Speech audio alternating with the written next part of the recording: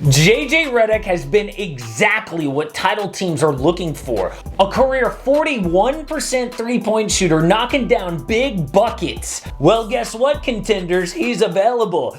But of course, it is his worst season in years. But maybe that doesn't matter because once Redick is traded, he should be reliable. No one thinks 29% from deep is real. This video looks at which team he fits best from the 3 reportedly interested. But if JJ Redick isn't the best fit, we decide who the Nets, Celtics, or Sixers should trade for. Hey, it's Casey. Welcome to AM Hoops, aka always missing predictions hoops, according to a very rude Cameron Lewis.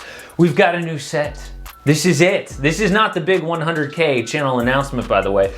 This picture frame looks fake, I've noticed. It's real.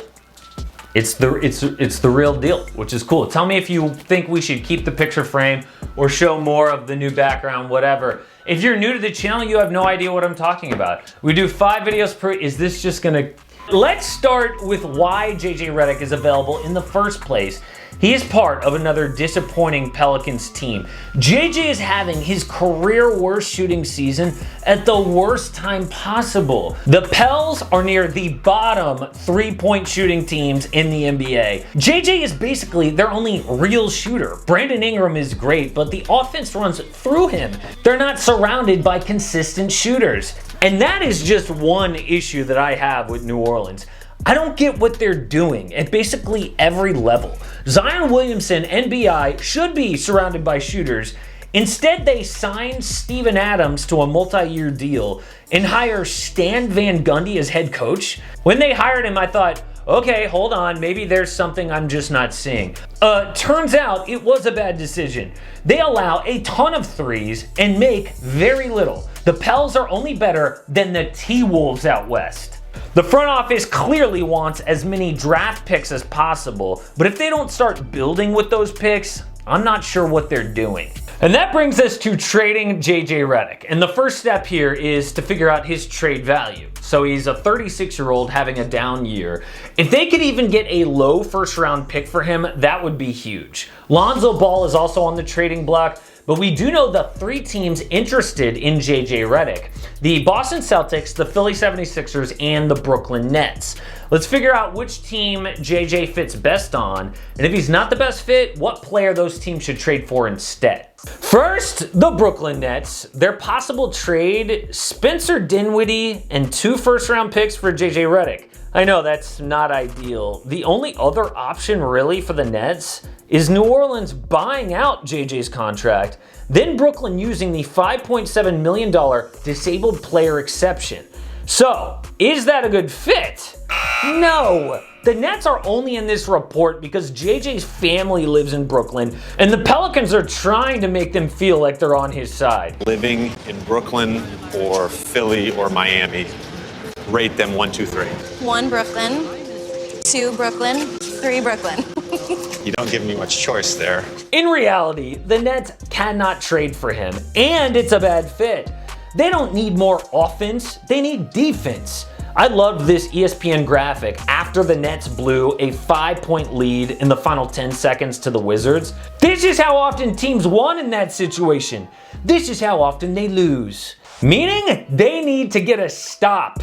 So instead, the Nets' best trade fit is JaVale McGee. One report said they're already interested in JaVale, which makes sense. Their paint defense is awful. They signed Norvel Pelle, who should help, and Iman Shumpert for the perimeter. McGee isn't Anthony Davis on defense, but he's much better than JJ Redick.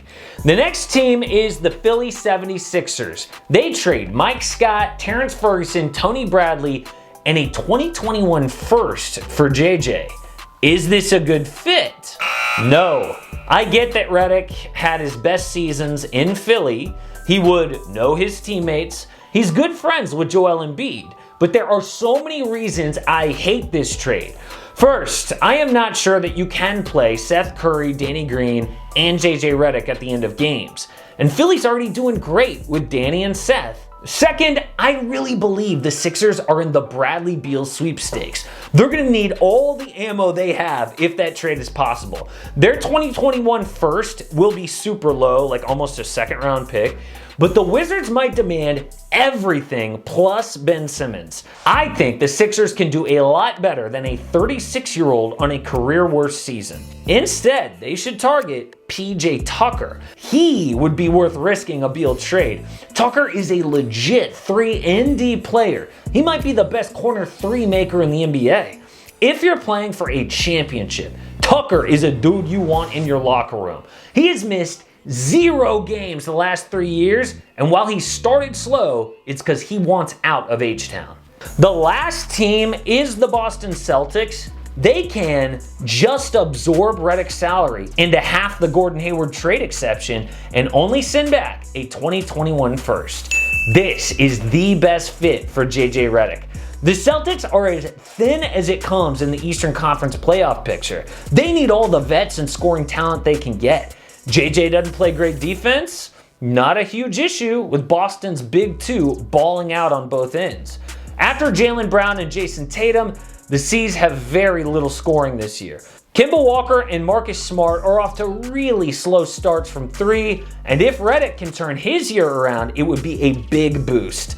The fit, combined with the trade exception, makes Redick and Boston almost a perfect match. But the surprise ending to this JJ Redick trade video is I don't think any of those teams should spend a first-round pick or almost any valuable assets on JJ Redick.